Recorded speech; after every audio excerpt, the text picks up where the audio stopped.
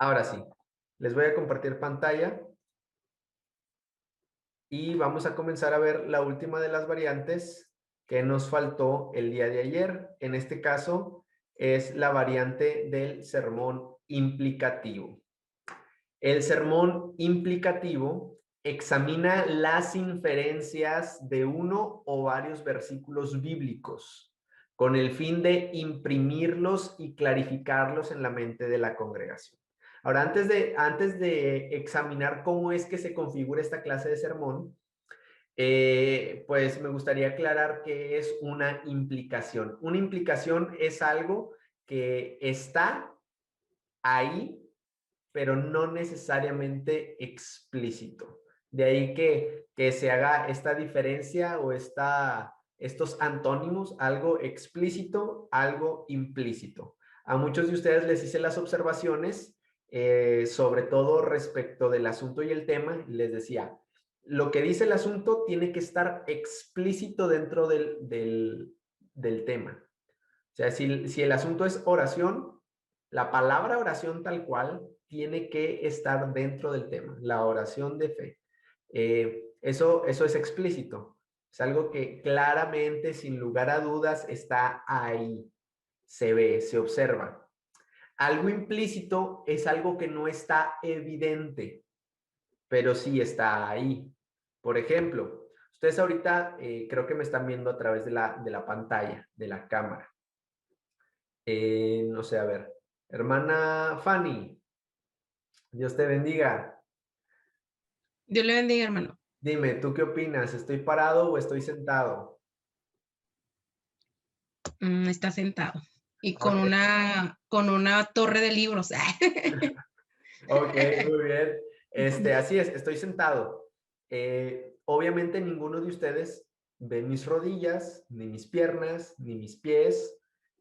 No sé si alcancen a ver el respaldo de la silla o no, pero piensan que estoy sentado, aunque no ven explícitamente toda la evidencia de mis pies doblados, mis rodillas dobladas, no ven nada de eso.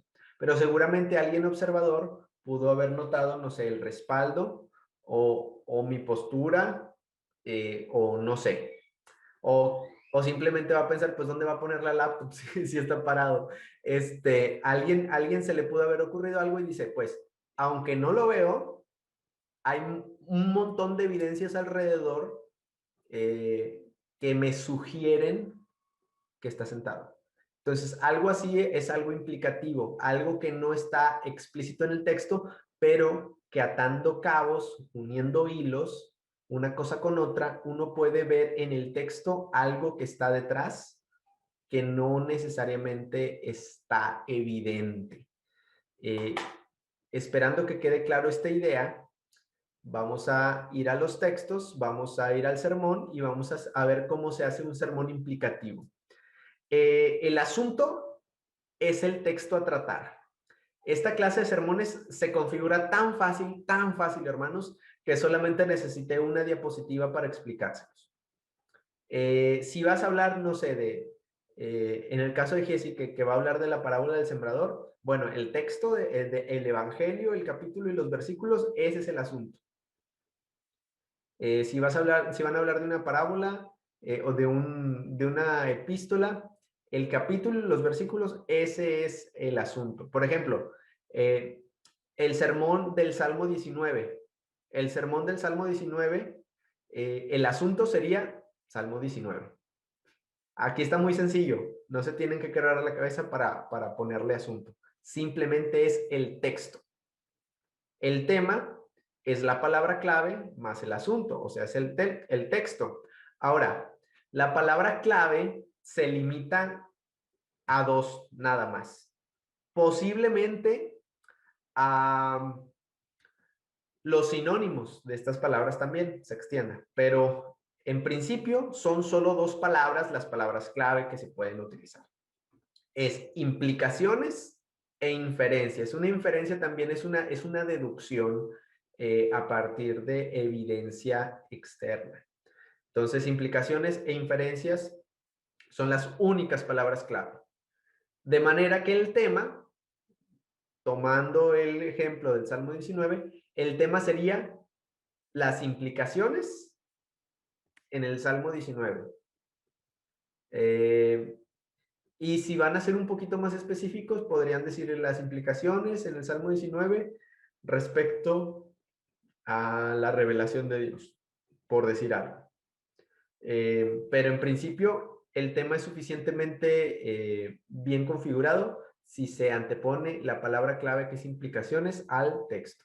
Las implicaciones de Apocalipsis 1, las implicaciones del Salmo 23. Y ese es el tema.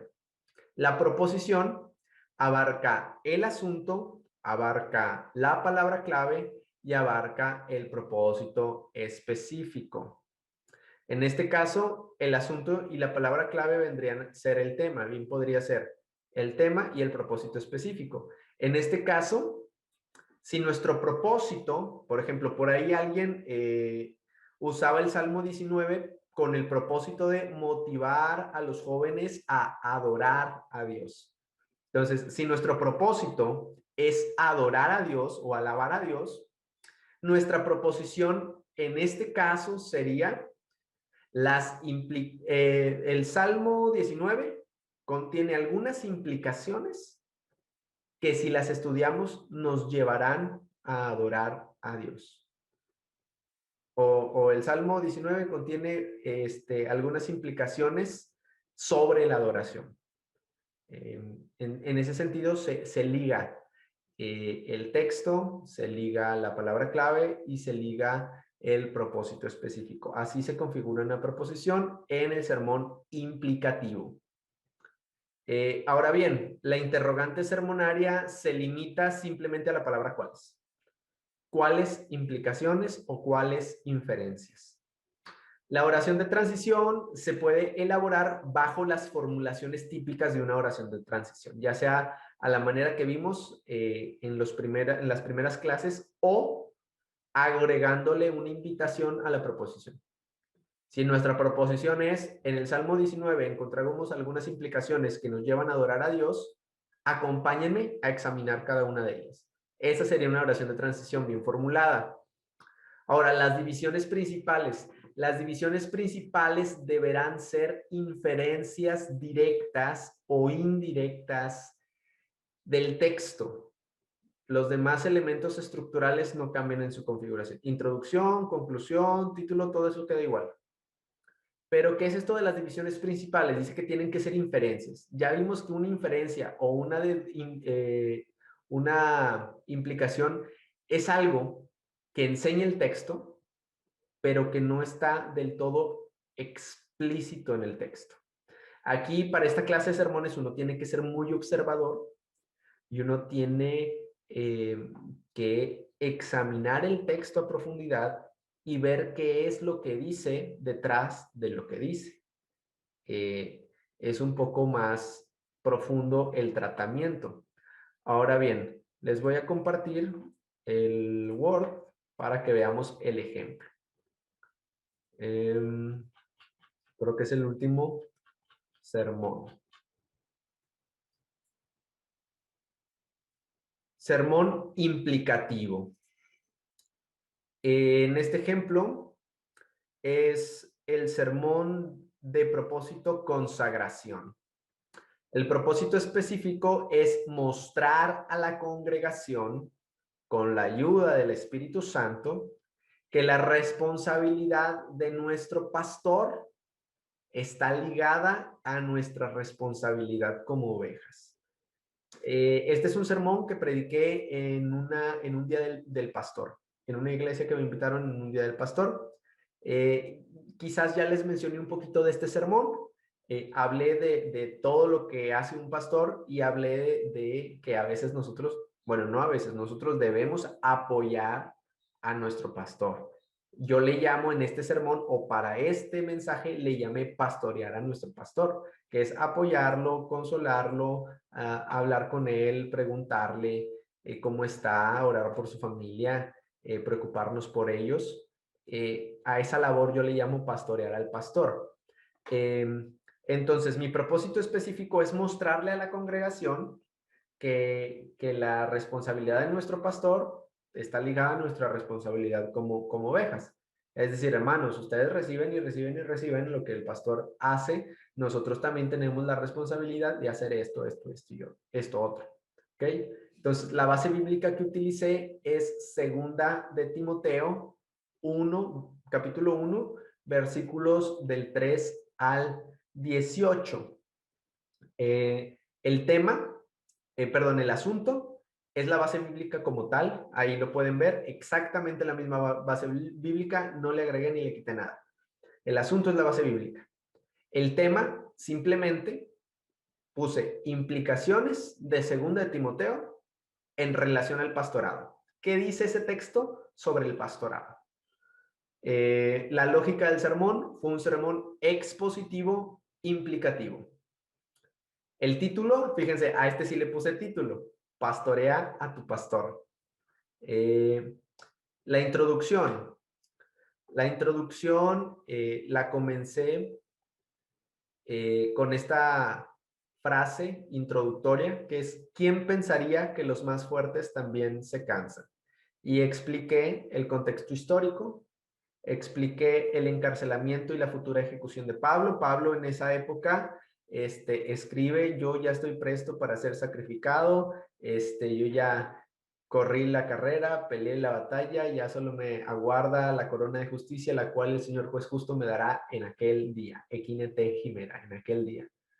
Y Pablo está esperando su ejecución. Es el fin del ministerio de Pablo. Pablo muchas veces estuvo encarcelado, muchas veces fue perseguido, muchas veces fue apedreado, naufragó, estuvo a riesgo de muerte muchas veces, pero esta situación que está viviendo es el fin de su ministerio. Aquí acaba su vida. Y el contexto de 2 de Timoteo es Pablo entregándole la estafeta a Timoteo. Diciéndole, Timoteo, esto encarga a hombres fieles que sean idóneos para enseñar también a otros.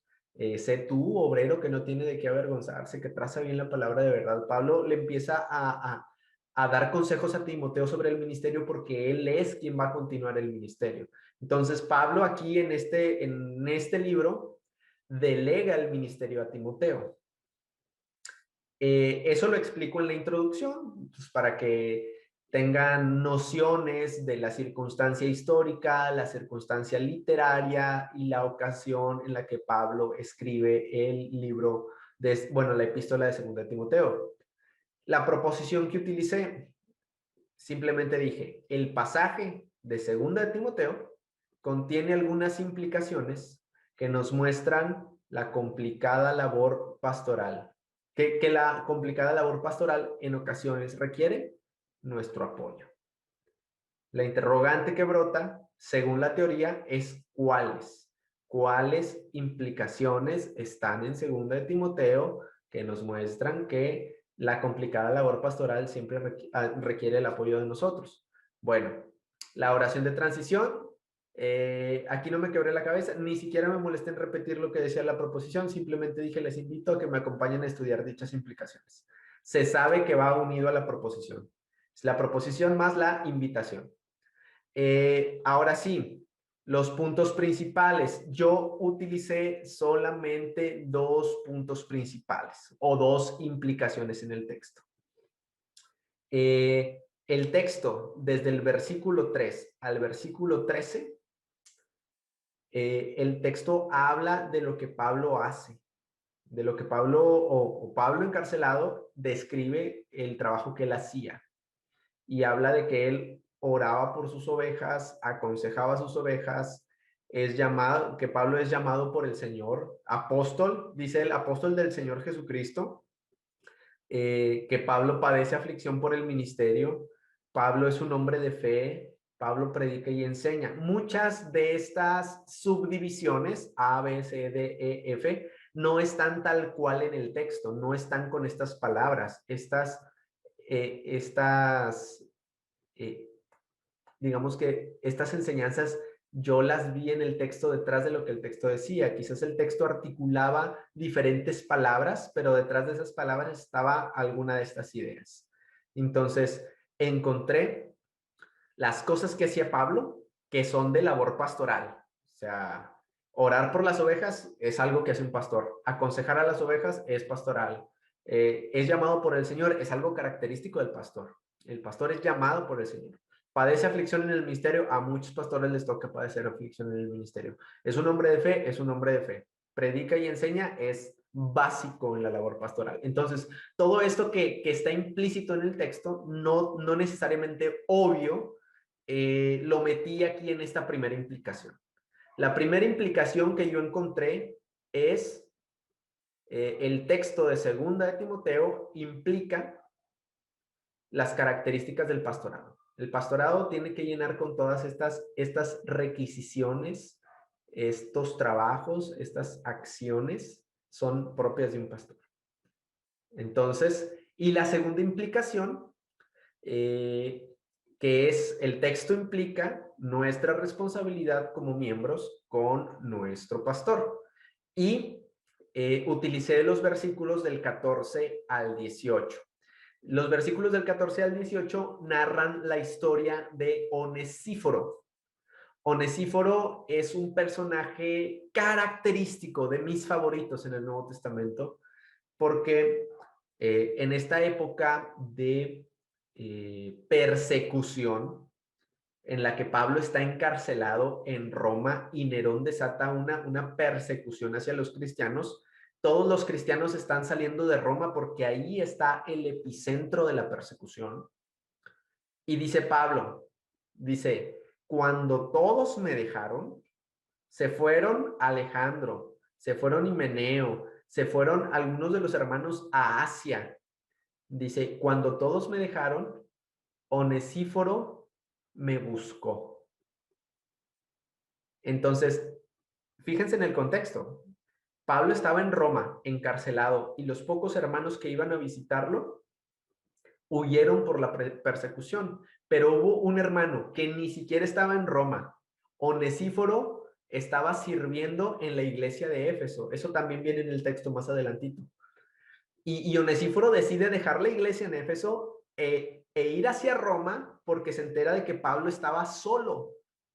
Entonces dice Pablo, cuando todos me dejaron, Onesíforo me buscó, fue solícito a mis cadenas, me consoló, me ayudó, tuvo misericordia de mí. Pablo dice todo eso de Onesíforo.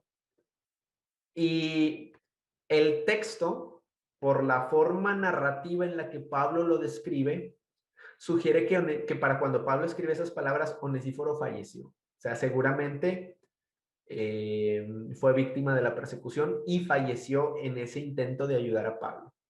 Entonces, Pablo concluye esa frase con el Señor tenga misericordia de la casa de Onesíforo en aquel día. Es decir, cuando Onesíforo se encuentre con la presencia del Señor, que el Señor tenga misericordia de él. Y esa expresión, junto con el que todo lo dice en pasado, da pie a creer que Onesíforo falleció por motivo de la persecución. Entonces, ¿qué yo extraje de esa historia? Yo extraje las cosas que no están evidentes, que están implícitas. Como primer apartado, expliqué el contexto histórico. Todo esto que les acabo de explicar, lo incluí para que los hermanos entiendan de qué les estoy hablando. Después, utilicé lo que dice el texto. Dice que Onesíforo perdón, hay que confrontar, perdón, no, es confortar. No vayan a ir a confrontar a sus pastores, hermanos, no, es confortar, déjenlo corrijo. Hay que confortar. Si están en un problema, en una lucha, en una debilidad, en un padecimiento, como Pablo que estaba preso, hay que ir y confortarlo. Hermano, ¿cómo está? ¿Cómo está bien? ¿Está bien? ¿Cómo está su familia? ¿En qué le puedo ayudar? Estamos orando por ustedes. Hay que confortarlo, como Onesíforo lo confortó a Pablo. Hay que buscar a nuestro pastor también, a ver cómo está de vez en cuando, hablarle, invitarlo a comer o algo. Hay que estar solícitos por nuestro pastor. Hermano, aquí estoy para servirle en lo que se ocupa. Hay sobres, sino para ir a comprar. Hay agua, sino para ir a traer una. Ya limpiaron los baños. Hay que estar solícitos. Pastor, ¿en qué le puedo ayudar? ¿En qué le puedo servir? Y hay que apoyarlo en los momentos difíciles, precisamente en los momentos más difíciles del ministerio y de la iglesia es donde mucha gente se desanima, se sale de la iglesia, se va, se separa, se divide la iglesia, porque la situación es más fácil deslindarse del problema que apoyar al pastor y afrontar el problema y salir adelante. Entonces, en esos momentos difíciles hay que darles nuestro apoyo. Y por último, hay que serles de ayuda para el ministerio. Esto es importante. Para que él pastoree bien, también nosotros tenemos que ayudarle a pastorear bien. Tenemos que estar ahí para servir a la iglesia en lo que se necesite. Enseñanza, predicación, oración, visitación, en el liderazgo, en la dominical, en eventos de evangelismo, en los cultos, en todas las actividades que sean necesarias. El último versículo, Pablo le dice a Timoteo, hablando de Onesíforo, y cómo nos fue útil en Éfeso. Tú lo sabes bien. Entonces, imagínense cómo era Onesíforo, que Pablo le dice a Timoteo, cómo nos fue útil. Nos fue útil Onesíforo en Éfeso, en la iglesia de Éfeso. Bien disciplinado por andar confrontando al pastor. Así es, hermano Rufino. Ahí fue un error de dedo. Era confortarlo. Entonces, todo esto no necesariamente está explícito en el texto. Por ejemplo, a diferencia de un sermón como el de Romanos 12:2, que dice la voluntad de Dios es buena, agradable y perfecta. Y nuestros puntos principales son que la voluntad de Dios es buena, es agradable y es perfecta. Ahí los puntos están explícitos. Aquí no están tan explícitos. Aquí uno tiene que buscarlos. Tiene que encontrar la idea detrás de las palabras que leemos. Entonces, en esto consiste un sermón implicativo. La conclusión que yo coloqué en este sermón es que solemos ver a nuestros pastores como superhéroes, pero son hombres de carne y hueso que también se cansan, que también se equivocan, y debemos ser comprensivos y misericordiosos con ellos. La aplicación, pues, fue ora por tus pastores, ayúdales a servir a Dios, apóyalos en los momentos difíciles, haz todo lo que esté en tus manos para ayudarles. Entonces, esa fue la conclusión del sermón, del mensaje. Preguntas, hermanos, de este sermón o de este modelo de sermón. En este sermón dice que es implicativo porque, o sea, va implícita ya lo que es la idea o no sé, o no sé cómo llamarlo, ¿verdad? Va implícito. ¿Quiere decir que es como que obvio o es buscar las implicaciones? Es una muy buena pregunta, hermana Diana. Hay ocasiones en las que es obvio. Por ejemplo, yo considero que el ejemplo que les puse es un ejemplo obvio, porque si ustedes van al texto, se van a dar cuenta que las cosas que coloqué quizás están visibles en el texto. Algunas no tanto, algunas más o menos, algunas sí están claras, pero más o menos está obvio. Hay sermones implicativos en los que hay cosas que definitivamente no son obvias. Entonces uno tendría que estudiar más o indagar más al respecto. Depende, digamos, hermanos, depende de el talento que tengan interpretando el texto. Porque el que sea algo que no está explícito en el texto no significa bajo ninguna circunstancia hacer que el texto diga algo que no dice, porque yo pienso que lo podría decir.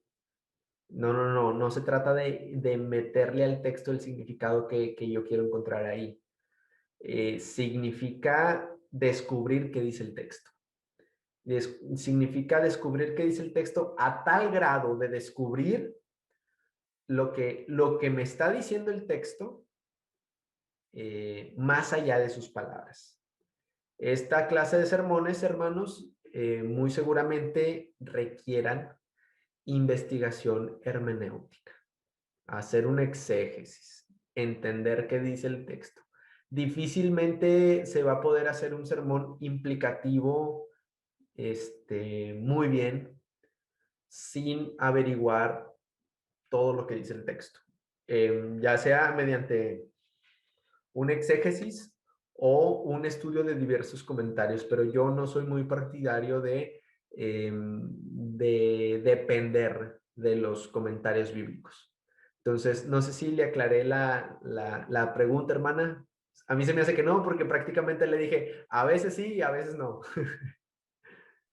Sí, hermano, sí, sí me quedó muy claro. Ok, Gracias. perfecto, para servirle.